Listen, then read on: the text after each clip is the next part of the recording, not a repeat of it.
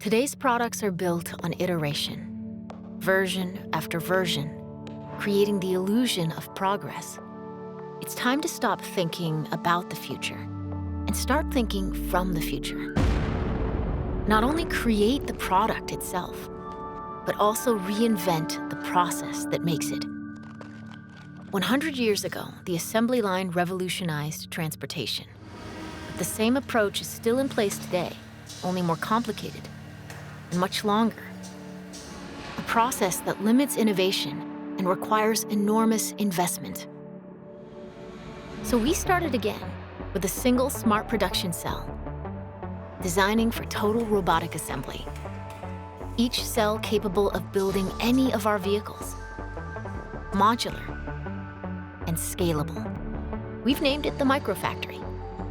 Installed in existing warehouses, they start production quickly at a fraction of the cost, making vehicles locally to be used locally, empowering the communities they serve. These microfactories can be deployed all over the globe, making electric vehicles better and affordable to all. This is the next transport revolution.